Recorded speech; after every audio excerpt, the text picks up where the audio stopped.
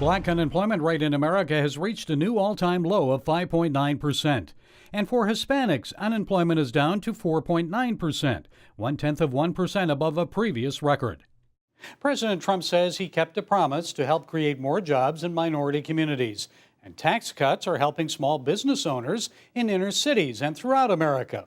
So why don't more Black and Hispanic Americans support Trump? Here with some thoughts is Sonnie Johnson. She's a conservative and host of Sonnie's Corner on Sirius XM's Patriot Channel. She also is founder of DidSheSayThat.com. Sonnie, thanks for joining us. Thank you so much for having me. So why don't more minority voters support the president?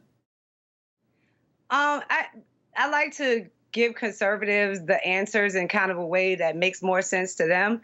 So the way I can explain this is, if I came to you and you're a pro-life conservative, and I said, if you give me back your tax cut, then abortion will be illegal in America. It will never be able to be challenged again. It will never be able to be put on the books again. It would just be illegal. Most pro-life people would make that trade, make that sacrifice. Well, that's what you're dealing with in the Black community. The finances of it, the economics of it, are not as important as getting what they deem the most important issue facing the Black community today, and that's racism. And that's institutionalized racism, not just individual to individual racism. Well, I know Jesse Jackson says the president is an advocate for white supremacy, but not too many years ago, he praised President Trump for a lifetime of service to the African Americans. So where is this idea that Trump is a racist coming from?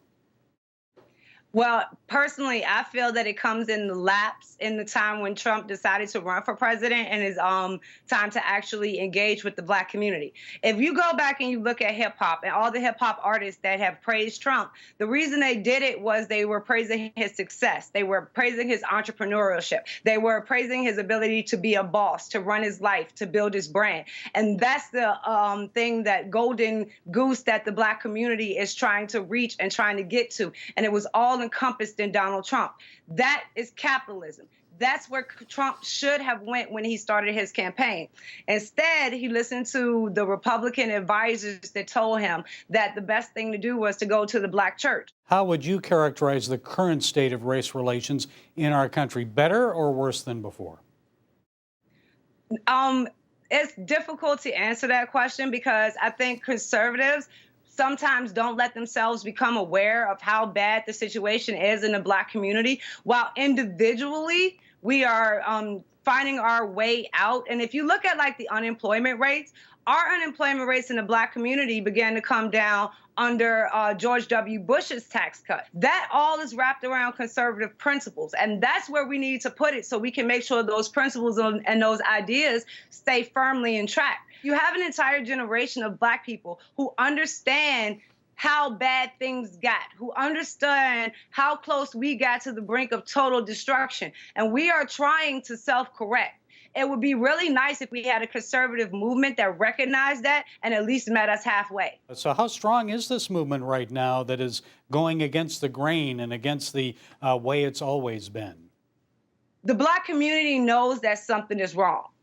They can't put their finger on it because they're still being ruled by Democrats. They're still being ruled by a progressive ideology. They cannot put their finger on exactly what is wrong, but they know that there is a problem within their community. And just shouting it was the Democrats without explaining how that came to pass, how that came to be, is not a winning solution. And in order to do that, you have to know history. All of history. So you can explain how this progressive cancer was put into the Black community and how it has metastasized for over the last 60 to 80 years. Until we can get into that conversation, at least amongst conservatives, there will be no safe space for Black people to actually come into this movement. So they can know that something is wrong. They can actually want to change. But if there's not a table for them to have a seat at on this side of the aisle once they make that change, then no matter how we hope and wish everything to change and be different and we actually save our country, we're going to run into more of these roadblocks of talking about racism and sexism and homophobia homophobia and xenophobia. We're going to keep having those frivolous conversations until conservatives decide that the grown-up conversation is over here, and it should include Black people that were normally kind of off the list for conservatives' acceptance. We stand for limited government, small government, republic-style government. That means a government closest to the people. Well, right now in the Black community, the government that is closest to the people are a progressive government. Stop telling the people in those neighborhoods that there's not a problem with progressivism. Stop telling them that the problems that they see are made up or non-existent or are not something that should be complained about. Because the problems that they are facing are a progressive ideology that seeks to squelch every sense of individuality, every sense of entrepreneurship, every sense of economic empowerment, and those things need to be pulled out of their root. If we want to affect the Black community, we must understand what we stand for as a republic, and that is a government closest to the people. If you really want to affect the people, then start going to those communities and attacking the governments that are closest to them. Okay, Sonnie Johnson, host of Sonnie's Corner on Sirius XM's Patriot Channel. I believe it's on every Saturday at 1 p.m. Is that correct? Yes, sir. Okay, thanks so much for joining us. Thank you for having me.